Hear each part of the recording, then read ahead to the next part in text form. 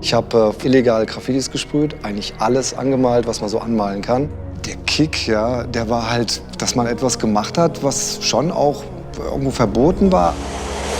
Hauswände, Bahngleise, Züge. Als Markus Dörr 15, 16 war, zog er mit anderen Sprayern durch Offenbach. Da sind auch schon öfters Bahnen sehr, sehr krass in die Nähe gekommen. Ja, natürlich. Schule war uninteressant, Sachbeschädigung war ihm egal. Und er war ein guter Läufer, wenn es darum ging, abzuhauen. Klappte aber nicht immer. Irgendwann mal, als ich dann das erste Mal erwischt worden bin, ja, musste es ja zwangsläufig dann auch über meine Eltern laufen. Und habe dann halt wirklich auch Probleme mit meinem Elternhaus bekommen natürlich, weil das alles so ein bisschen langsam aufgeflogen ist, dieses ganze Gesprühe und so weiter. Bis dann eines Abends mal die Polizei vor der Tür stand und hat gesagt, ihr Sohn Markus hat einen Bus besprüht.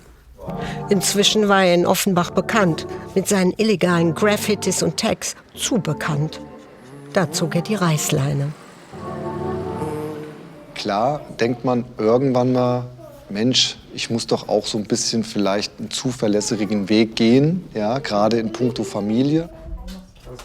Bürgerlich nennt er heute sein Leben mit Familie, Haus und Garten. Seit 27 Jahren sind er und seine Frau Sabine ein Paar. Sie hat die wilden Jahre mitgetragen. Wir haben uns schön in Offenbach auf dem Flohmarkt kennengelernt. Markus hat damals auch schon gesprüht und ich war immer schon ein bisschen aufgeregt auch, als er dann on Tour war und war dann schon auch froh am nächsten Tag, dass alles gut gelaufen ist. Ne?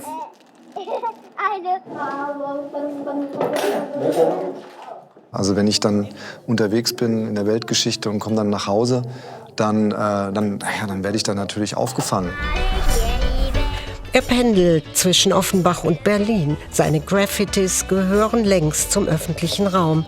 Er ist international unterwegs. Man denkt nicht unbedingt daran, aus einer Graffiti-Kunst einen Beruf zu machen, weil das war ja komplett verpönt. Wer hätte denn damals schon gedacht, dass man irgendwann mal mit David Beckham zum Beispiel sprüht? Markus ist längst erfolgreicher Graffiti-Künstler und Unternehmer mit eigener Agentur und 4 Mitarbeiterinnen. Ja. Da habe ich schon mal die Ansicht draufgelegt. Das wäre natürlich eine tolle Nummer halt. Ne? Ja. Ist auch Deutsche Bahn, ist auch prestigeträchtiges Objekt. Deutsche Bahn, Mainova, Bosch, Coca-Cola, namhafte Unternehmen, die ihn buchen. Sein Herzensprojekt aber liegt direkt vor seiner Haustür.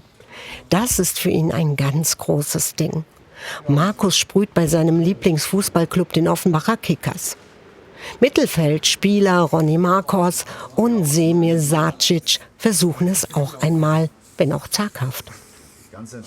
Ich bin in Offenbach aufgewachsen, ja, groß geworden, ja, geboren. Und wenn ich dann natürlich für meinen Verein da was machen kann, ist das natürlich sensationell. Am liebsten würde er auch das Stadion von außen besprühen. Vielleicht klappt es ja eines Tages.